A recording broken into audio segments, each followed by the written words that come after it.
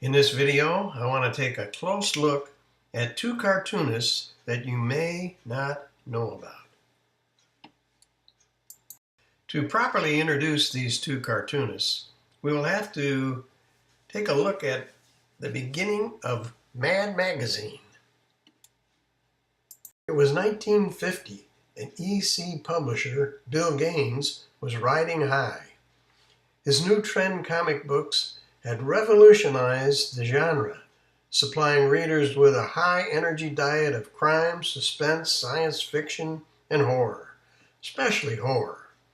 Tales from the Crypt and the Vault of Horror seethed with wild, twisting tales brought to life by spectacular art. In 1950, a thin, owl-faced artist presented himself in Gaines' office. He was Harvey Kurtzman. And later that year, he joined EC's stable of horror illustrators, though not with great enthusiasm. Kurtzman hated the horror stories and their severed limbs and mangled corpses, and he convinced Gaines into letting him write and edit an adventure war comic, Two-Fisted Tales, and later Frontline Combat.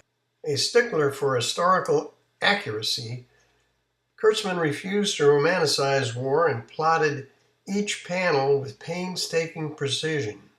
A critic would later observe that the books were probably the best war comics ever to see print.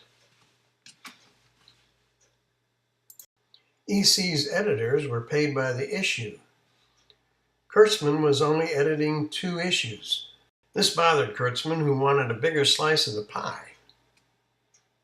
So Gaines made Kurtzman an offer that he couldn't refuse. "I'll tell you what, Harvey, I know you're a humorist. Why don't you put out a humor magazine? Just slip it in between your 2 war books, and your income will go up 50%. For Gaines, this was a short-term solution. In years to come, it would pay enormous dividends.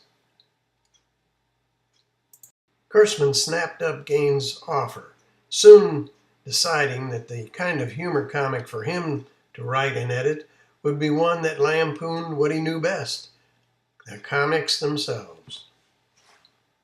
Now let's take an in-depth look at 2 of the artists that Kurtzman recruited for his new humor magazine he called Mad: Wally Wood and Will Elder.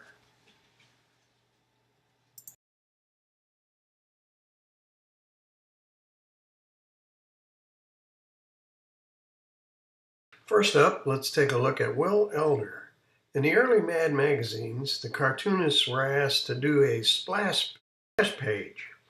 Take a look at what Will Elder did for Mad's version of Frankenstein. Now, as you can see, it's raining cats and dogs, and it's coming down in buckets. And also notice that it's raining pitchforks, and one of the pitchforks is in a turkey. Also, there's a fellow taking advantage of the rain to take a shower over on the right-hand side. Now let's look at one of the panels from the story. Notice how even though it is a very silly cartoon, Elder draws all the wrinkles in the clothes. He is also a master at inking, using different thicknesses of the lines or line weight at just the right points in the drawing. And here's one more splash page by Will Elder that was drawn for a story about taking the family out to dinner at a restaurant. Check out the detail included in this cartoon. A guy trying to eat off the waiter's tray, a family finding a fly in their soup, 2 kids fighting, a lady with a teapot for a hat, a mural on the wall of a TV doctor advertising Pepto-Bismol, a gorilla in the line outside the restaurant, and much more, all drawn in perfect proportion. That's just a few of the reasons why I consider Will Elder one of the greatest cartoonists that ever lived. You can go back again and again to the panels he drew and always find something new. Of course, this is just a very small sample of his work. Now let's move on to my other favorite cartoonist, also from Mad Magazine, Wally Wood. Once again, we'll start this off with a splash page. This time it's a mad send-up of the famous old comic strip, Terry and the Pirates. Keep in mind this was drawn in 1953. Look at the incredible detail Wood puts into the cartoon. From the Tommy gun the guy is holding in the rickshaw to the background buildings, there is something going on in every inch of the cartoon. And here's a look at one of Wally Wood's most famous strips. He tells a complete story only using comic book sound effects. Looking at the first page, notice the detail and lighting on the gun. Then, in the 3 panels below, he gives the feel of animation by having the guy bounce after he falls over. And in the next page, the guy crawls to the phone. Take note of the perspective Wood uses to make it look like the guy just barely made it to the phone.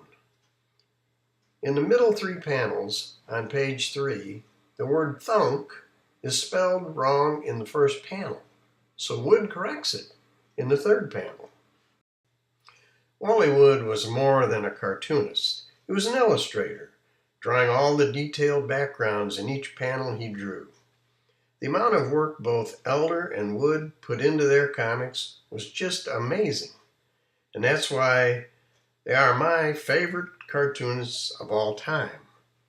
Now be sure and be with me on Thursday, and we'll get back to our drawing prompts. Until then, I hope you enjoyed this, and I hope you learned a little something about these two cartoonists.